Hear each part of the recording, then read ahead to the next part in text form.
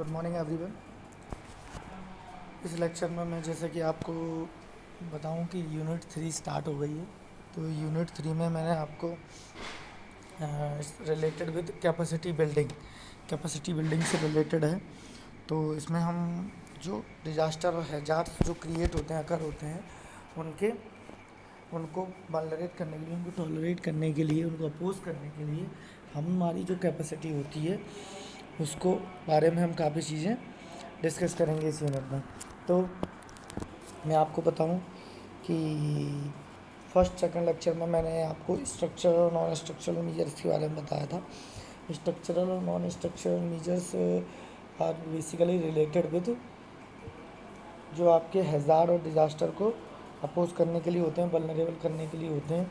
तो non structural measures में आपके वो आते हैं, जैसे कि अगर हम स्ट्रक्चरल मेजर की बात करें तो स्ट्रक्चरल मेजर में आपका सिंपल सा, आपको फ्लड से बचने के लिए आपने क्या किया कि स्ट्रक्चर बना लिया, अपना घर बना लिया, अपना पक्का मकान बना लिया। तो this is a structural major.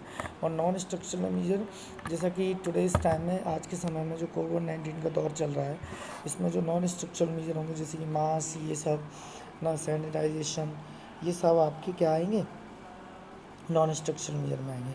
तो non structural flood management measures हम इस लेक्चर में डिस्कस करेंगे।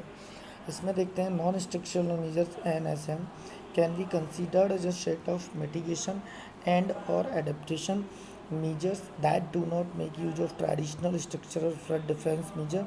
They reduce damage without influencing the current of flood event. Non-structural flood management measures include all flood management measures that are not based on large scale defence, है ना। तो ये large scale defence के base पे होते हैं non structural flood management की। अगर बात करें फ्लड मैनेजमेंट के लिए, आप लोग देखते होंगे there are so many flood management measures, है ना, वी हैव यूज्ड, है ना, जिनसे क्या होता है कि उसके इफ़ेक्ट को कम किया जा सकता है ना। बिल्कुल पूरी तरीके से अपोज नहीं किया जा सकता, लेकिन हाँ, एक लिमिट तक उसको कम किया जा सकता है। तो ये हो गया आपका NSM, non structural measure for flood management measure. अब हम अगर मेथडोलॉजी की बात करें तो मेथडोलॉजी मीन्स जो हम मेथड्स यूज़ कर रहे हैं, जो हम स्ट्रेटजी यूज़ कर रहे हैं उसको क्रिएट करने के लिए।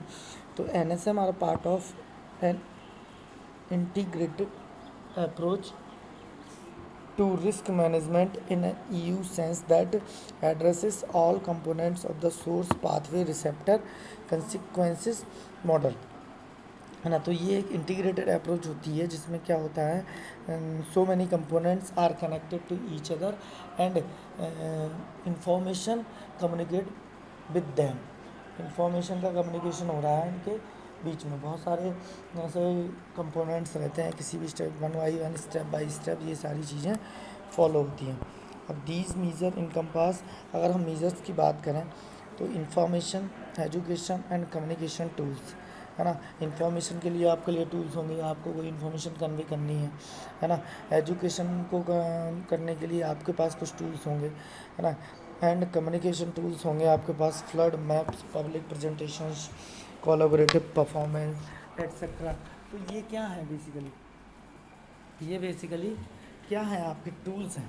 यानी मतलब कोई भी इंफॉर्मेशन अगर मुझे कन्वे करनी है तो उस इंफॉर्मेशन से लिए हम चीज़ करेंगे। जैसे आज के समय में आप लोग देखते होंगे कि अगर मुझे इसकी इंफॉर्मेशन गाइडलाइन जो आपके गवर्नमेंट की बनी हुई है, इसको अगर मुझे कन्वे करना रहता है तो हम कहीं ना कहीं कलेक्टिवली इंफॉर्मेशन जो होती है वो क्या करते हैं, उसको हम एक जगह से दूसरी जगह पर ट्रांसफ़र करते हैं, है ना। एजुकेशन में भी इसका मेनली यूज है, एजुकेशन में भी इसको काफ़ी देर तक यूज कर सकते हैं। एंड कम्युनिकेशन टूल्स भी हम यूज़ करते हैं जिसमें आप फ्लड मैप देखेंगे, पब्लिक प्रेजेंटेशंस देखेंगे, कोलैबोरेटिव प्लेटफॉर्म देखेंगे, है ना।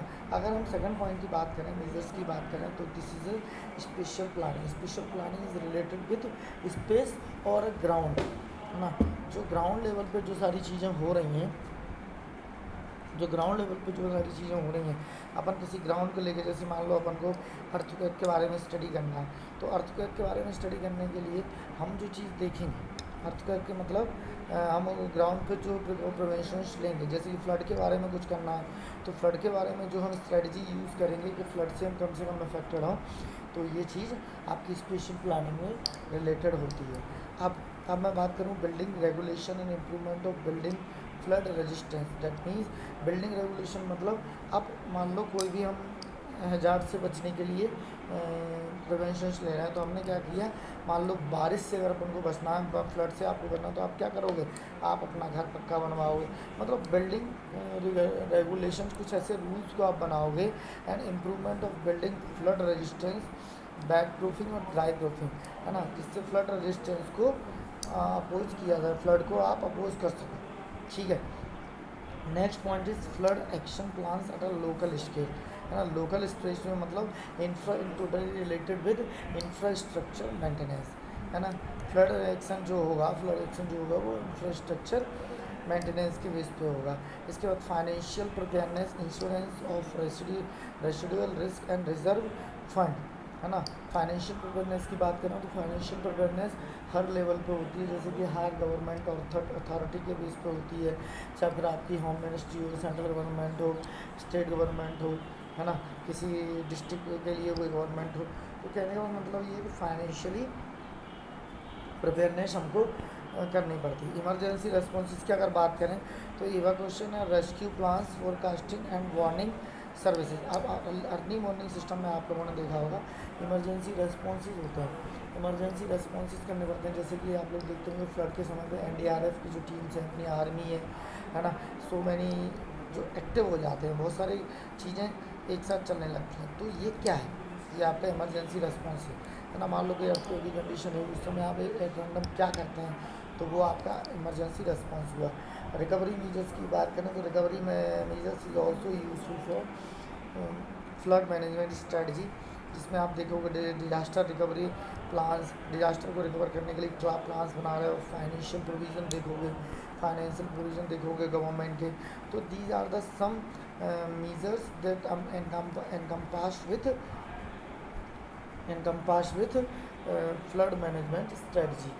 ठीक है, तो ये हो गया। इसके बाद नेक्स्ट आप देखेंगे connection model, the are some models of flood management, last is estuary model, circulation model, bypass model, influence cascade model, है ना, green way model, wadi model, ये these are the some models जो हम use करते हैं।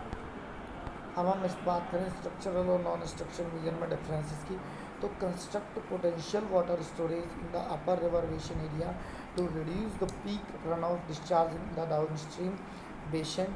Non structural measure की बात करें, modify the operation rule curve of large reservoir in the upper river basin to serve higher priority for the flood control objective, construct flood older system to protect communities and agricultural area with different degree of protection according to the damage value, monitor and forecast of water situation and rainfall in the basin and set up operation decision support system for better action in managing flood control facilities, improve water drainage efficiency for the constricted flow section and increase drainage capacity downstream section, discharge directly to the sea, for example cut off the meandering section, dragging, wading and large pipe crossing the roads, water pumping, installation and construction of diversion channel, reduction of flood peak passing the large communities and along river bank to by diverting part of the water upstream to Chao Phraya Dam to irrigation to its tributary and irrigation canal, cut off flood peak by diverted to the 190400 how long lying rice field area on both bank on a Chao Phraya river managed to lower down discharge from the tributary into the Chao river during peak flood, accelerate drainage of water in the low lying area into the sheet. कहने का उस मतलब ये है, इस lecture में हमने जो स्ट्रक्चरल और नॉन स्ट्रक्चरल मीजर्स के बारे में कुछ जो स्ट्रेटजी होती हैं जो फ्लड मैनेजमेंट से रिलेटेड होती हैं, ये स्ट्रेटजीज़ हमने डिस्कस करी। ठीक है, और उन स्ट्रेटजीज़ को हम कैसे यूज़ करते हैं, कैसे प्रिवेंशन लेते हैं जब भी कोई एक कंडीशन क्रिएट होती है। तो ये आपका तीसरा लेक्चर था यूनिट 3 का। अगले लेक्चर में मैं आगे आपको बताऊंगा कि कैसे अपन कैपेसिटी को बिल्डअप करते हैं, है ना, to face any disaster. Thank you.